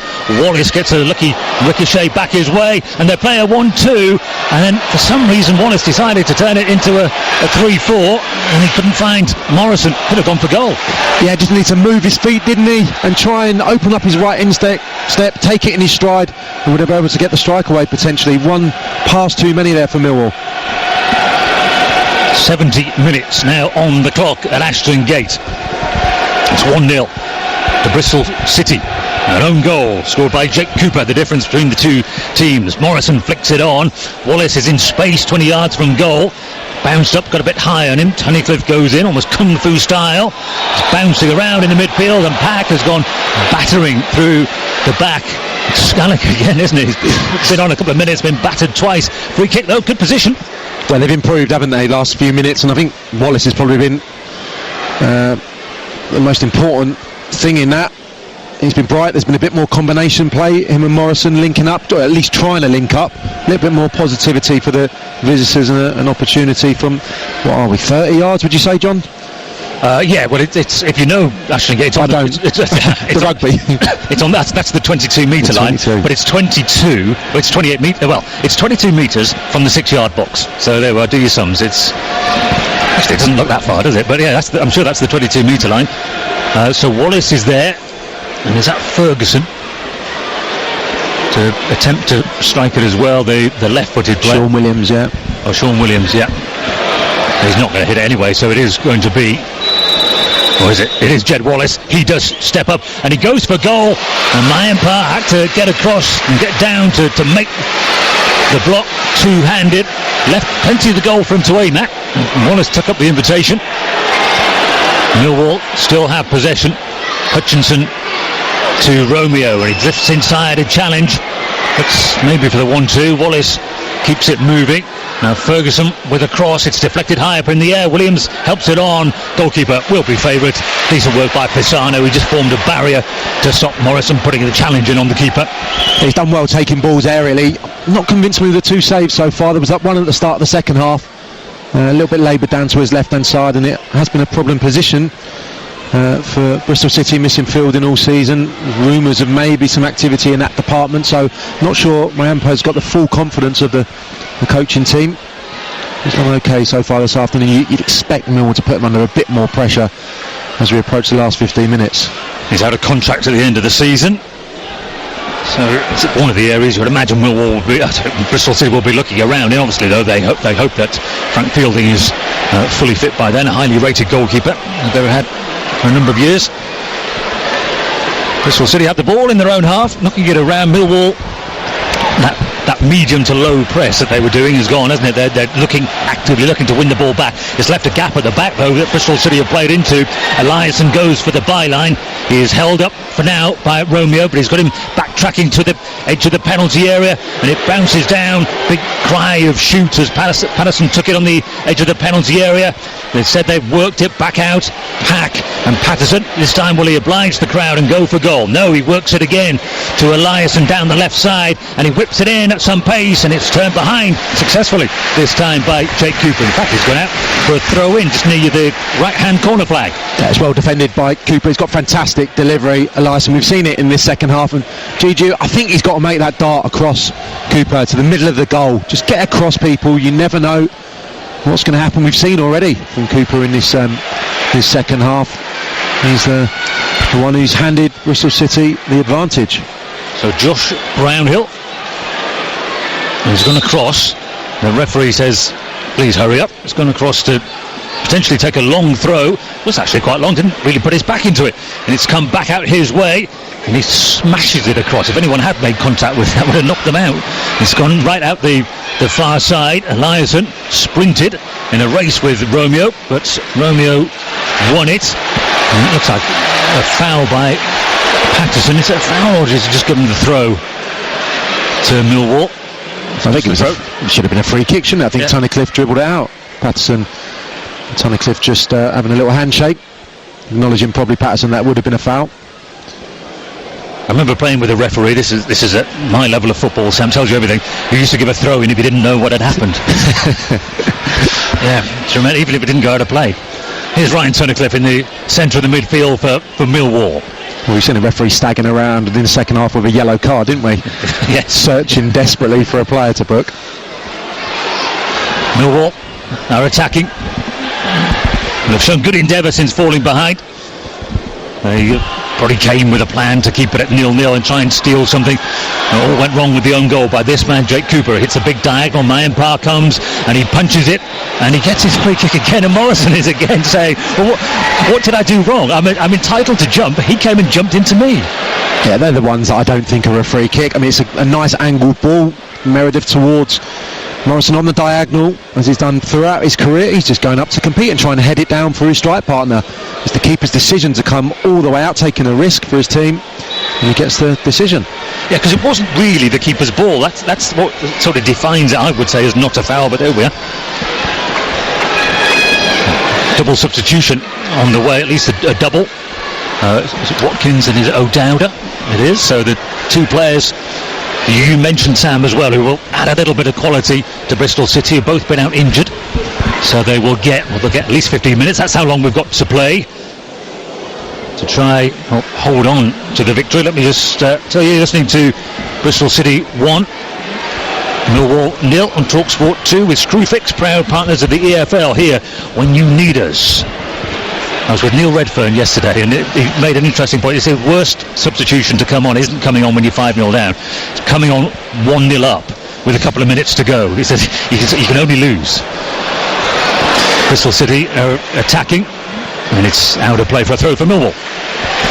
Yeah, it can be difficult. One of my best moments, but worst 10-15 minutes in terms of performance was a League Cup final up in Scotland. Came on at 3-2 up when the opposition have thrown the kitchen sink at you, and you've been brought up to specifically hold the ball up and run the clock down, and when it doesn't go to plan, it wasn't a very comfortable last 15 minutes. Well worth it for the elation of getting that trophy. Nervy moments perhaps to come for Bristol City. O'Dowda and Watkins are really ready to go. A couple of internationals they're bringing on here. It does show you, doesn't it, that they go a bit deeper than their opponents here today, Millwall. Need something to give them a little bit of a lift, give the supporters a bit of a lift. They've gone into their shell since taking the lead. I think it's we could have predicted this. Bristol City have been struggling for goals somewhat, and Millwall very depleted, and Bristol City have had to rely on an own goal to get their noses in front. They don't look like they believe they're going to add to that. There was a spell where you thought, go on, take this game away from Millwall. It hasn't happened. Big diagonal has found the run from Williams. Brilliant volley. Super goal by Millwall. They created next to nothing in this game, but they have equalised in fabulous style. The long ball for Morrison. He won the header and he put it for the on-rushing midfielder who struck it superbly. It's ended up in the back of the net, and now the Millwall players are concerned because they're calling for the medical staff to come on. And that's a turn of events there. Well, Millwall fans are celebrating. Their players look concerned. It's Sean Williams who struck it into the back of the net. What a strike, what a goal. Wonderful goal, and a typically Millwall goal, if you like. That diagonal ball from left to right, Morrison pulling in between Webster and Kelly, and the header down towards the penalty spot is perfect. And once again, I think it's Marlon Pack on that occasion, just gives up the ghost. Sean Williams just darts in to a great area, and the strike is true, and it's past the keeper before he can move. It's a fantastic equalising goal. Fifth goal of the season for the central midfielder. Very useful contribution in the context of their season and their struggles. He's okay. Well, I don't know, actually. I don't know. He's on his feet. I don't know if he's okay, actually, because he doesn't look like a man who's just scored a goal, does he? He's hobbling badly. And he's got to go off, of course, having had the medics on. And the Millwall fans found their voice. They haven't had a great deal to cheer about, have they? But the last 5-10 minutes, they certainly have rallied and started having a bit of a go, getting after the ball, making it difficult for Bristol City to play out, and also just having a little bit more idea, I think, going the opposite way, a bit more movement in the front two, and Morrison doing what he's done throughout his career, pulling away on the diagonal in between red shirts, and they've got someone arriving right on cue there. It's a fantastic finish. It flashes past the keeper so quickly. Didn't have time to react. It's a great equalising goal. So 1-1. And both teams have, when called upon, managed to salvage up something with a decent second half. The two players who were ready to come on have both put their tops back on. No doubt and Watkins. Not sure why that's necessarily the case. You could actually argue that they still need to come on for Bristol City. But the same 11 continue. It's 11 against 10. Kelly puts it into the penalty area. Weimann lets it go back out again to Pisano. Now Weimann tries to wrap a boot around it. Eliasson's in the area. Jaju with his back to goal. It's over the head of Patterson. It's volleyed away for the 10 men of Millwall.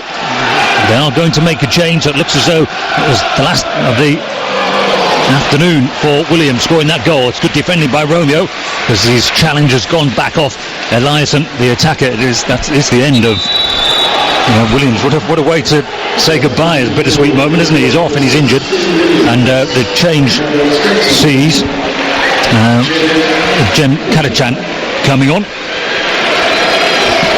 who's a Turkey under-21 international who they signed from Bolton in the summer. Been away playing in Turkey for a couple of years. He played for Galatasaray and Bursaspor till he came back just over a year ago.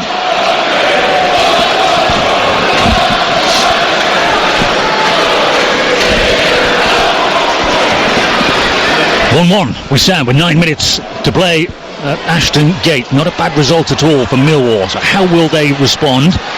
And there's a huge, long conflab going on amongst the Bristol City coaching staff. And the result of that is Callum McDowd has taken his top off again and he's going to come on. Yeah, frustrating when you stand on the side and something like that happens. Obviously, desperate to get into the action. He's a big player for the O'Dowda. Very important in that cup run last season.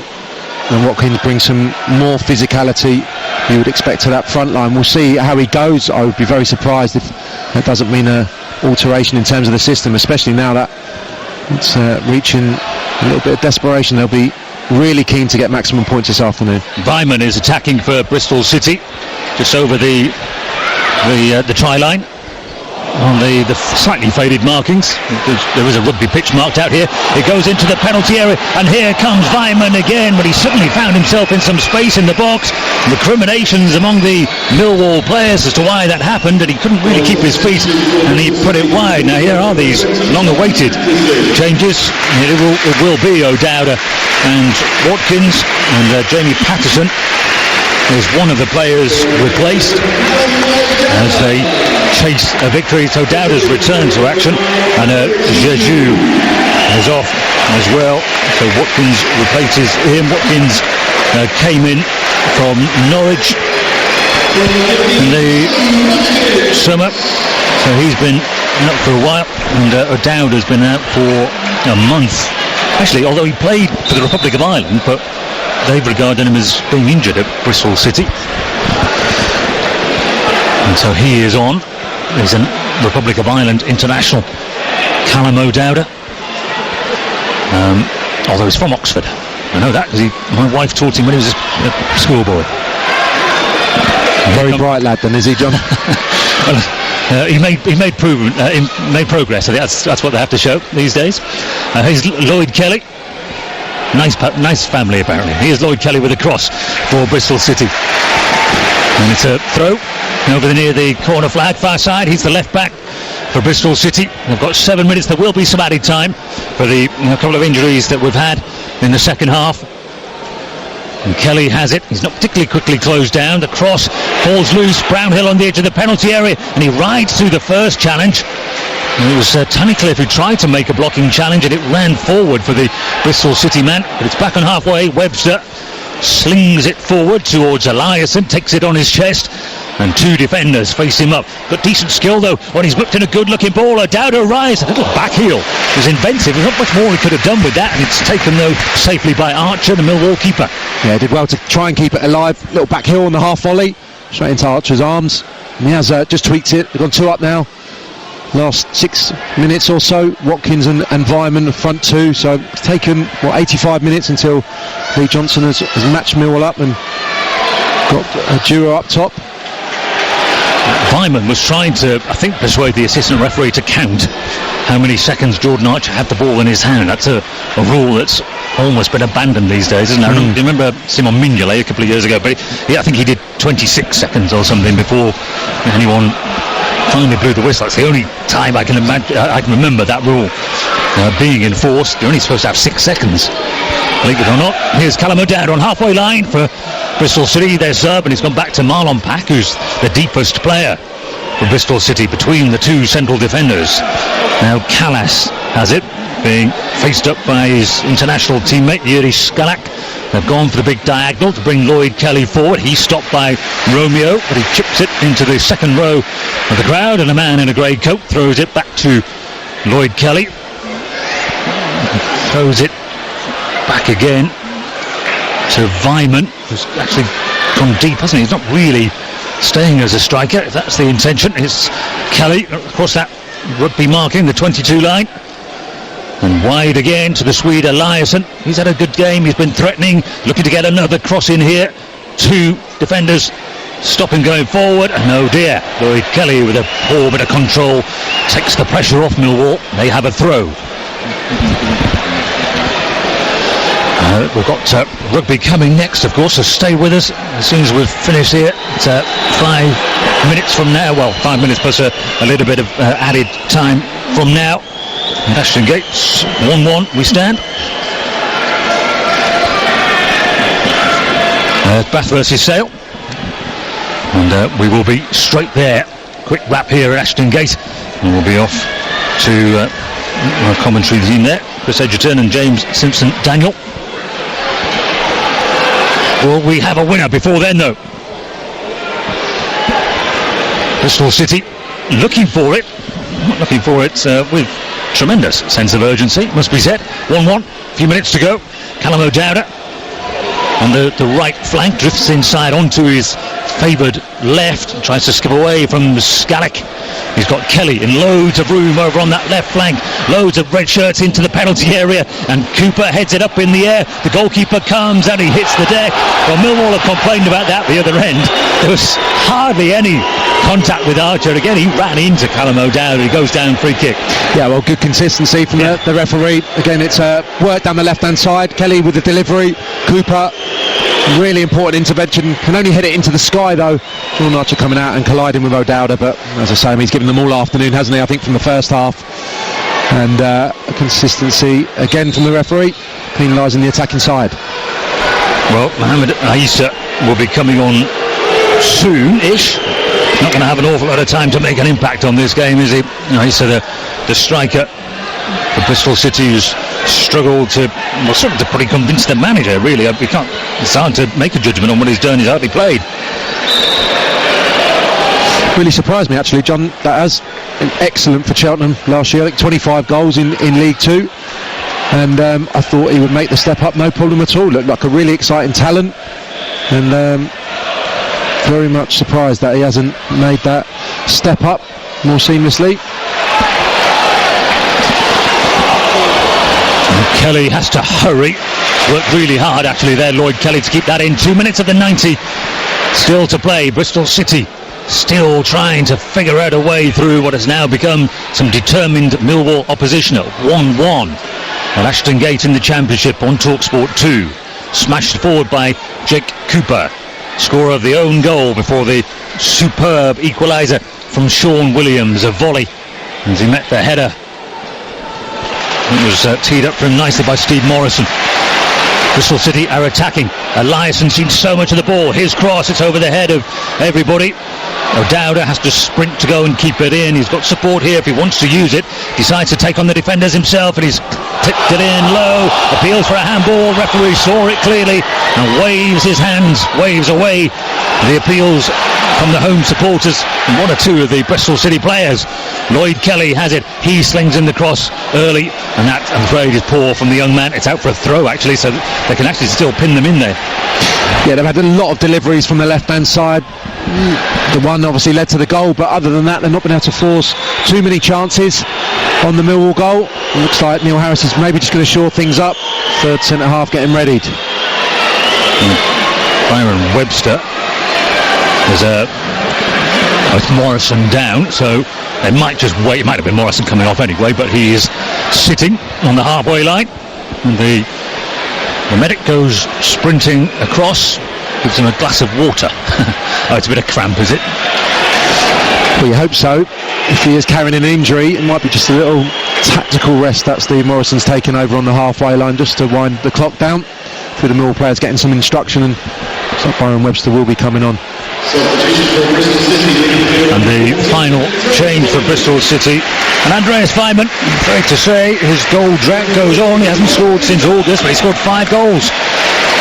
And Mohamed Aissa comes on, but I think we are seconds away. Yeah, we are 90 minutes played now. 7 additional minutes to be played. A couple of injuries. I guess that's it, isn't it? I mean, a relatively long one when Williams scored the goal. And so, plenty of time to go on. It gives the crowd a boost, isn't it, when a high number goes up? I hadn't quite gathered it would be that long. Yeah, and it's going to be one-way traffic because that's the end of Morrison's afternoon. It looks okay, though. Probably be patched up and back out there at the weekend. And Webster, that, I imagine they'll go to 3 centre-halves, and showing his hand, isn't it, Neil Harris? They're happy to escape from the West Country with a point. Yep. Big man comes on, big experience defender, and will just go in there and try and head away everything that gets thrown in. It goes straight in from Pisano, and the first header away was from Hutchinson. Now here's Webster on the halfway line for Bristol City. Josh Brownhill and Karachan, number 21, one of the subs for Bristol City. Pisano goes back to him, right on that 22-metre line. Has it again. And Karachan swings it in. Eliasson was the target at the back post. The header from a defender comes out to Lloyd Kelly, level with the edge of the penalty area, but over on the left side, uses his pace to try and get beyond Ferguson. Twists and turns. I think the cross came off Ferguson, who's down on the ground. And it's a corner. 2-2. Arsenal Tottenham, excitement there. A good second half here in the Championship. as well. We're into added time. We're in the second minute of added time, second minute of 7 as a seagull swoops into Ashton Gate. The corner will be taken by Eliasson. Is there to be a dramatic winner in this game? In it goes, and it pops up in the air and wide. Last touch obviously off a Bristol City player. The keeper is down, and this time he doesn't get a free kick, and yet there was a real coming together in that penalty area. Impossible to say who got the last touch. I think it might have been off the defenders. It's Callas, the player who's peeling around the far post. It's a fantastic delivery, real pace. It's very difficult to defend, and coming together of a number of bodies and ricochets almost in slow motion just over the top of the crossbar. Looked like he was going to end up nestling in the back of the Millwall net. So Archer is down. The referee is not going to show him any sympathy here, because he can waste time. The goalkeeper is entitled to treatment, and obviously goalkeepers don't have to go off if they've been injured, but it doesn't incite the anger of the crowd too much. Jordan Archer by milking it. He is taking his time. He's just putting the ball back in the 6-yard area. That's where the free kick should be taken from, so he's not wasting too much time. And now he does clear it. A few seconds wasted. To be honest, goalkeepers take that long at all points during the game, but they get yellow cards for it towards the end of the game. Bristol City win the ball in the midfield again. Callum O'Dowda sprinting with Yuri Skalek. It's the Czech who wins it. The ball comes spinning up in front of us and drops down into the crowd. A throw, and both managers look around. And it's a throw. I wouldn't imagine Neil Harris has ended up 5-4-1 with Jed Wallace leading the line too many times in the last year and a half or so. A very patched up Millwall. I mean, they'd be absolutely delighted. A couple more injuries, it's going to be another costly afternoon for them. Should bring your boots next time you come to commentate on Millwall, Sam. Well, he could have a game in front. He'll get it in front of me, certainly. Easiest question I've ever posed. That best finisher I played with. Right, incredible, Neil Harris. Terrific player for Millwall over the years, and then he stepped up, got them promoted actually from 6th place in that League One campaign. Racked up a bit of debt along the way. Calculated gamble. They've got a throw. James Meredith, the Australian, will take it. He'll try and throw it as far forward as he possibly can. Wallace was the target. See, he wasn't the centre forward though. Easily won by Bristol City, but they can't get it up the pitch at the moment. Bristol City, it's bouncing around. Useful little touch in the midfield. And now it's smashed forward. Appeals for the handball. Hutchinson then comes and gets something on it for Millwall, but Eliasson for Bristol City, halfway inside the Millwall half on the left side. Kelly at walking pace in the 50th minute of the second half. We're playing 7 minutes of added time, and it's 1-1. Eliasson, again he can cross, blocked though by Romeo, back out to Lloyd Kelly. 3 in red awaits, and he can't beat the first man. Hits against him, groans from the home supporters. Pack is available as a short option. And Marlon Pack finds Josh Brownhill. Brownhill to O'Dowda. Stretches out a long leg and wants to work it back onto his left. O'Dowda scurries forward. Instead, Brownhill goes wide to the right for Pisano, and now Brownhill butts it back in. Eliasson was the target. Wasn't the most convincing attempt to win that ball from Eliasson. It's bounced out to the far side. Ferguson has to clear it right-footed. Look as though he wanted to clear it right-footed. Wallace can't hold it up. Bristol City can have another attack in the 6th minute of added time. Brownhill running through the centre to O'Dowda on the right. It's on his left foot on the right side. He looks to jink in and he swings it in again, and Lloyd Kelly was the target this time. Romeo has won so many of those though at the back post for Millwall. Pack tries to win it back, and again they try to get the cross in, and in comes O'Dowda at the far post. It's claimed by Archer, and that could be worth a point. Yeah, well, they're still trying to play Bristol City. I just don't think they've really got the personnel to just start slinging balls in there. I mean, Marley Watkins is a decent size, a decent physical presence, but GG, the main target man, the main focal point. I'm surprised he was withdrawn so early. Didn't have his best game, but you know, as you're chasing games and desperately trying to put the opposition under pressure, you need someone in there who's going to go and attack things and pull the defenders around. I'm not seeing that from Bristol City. And a slight lack of urgency. 52nd minute of this second half, so it is the last 30 seconds now.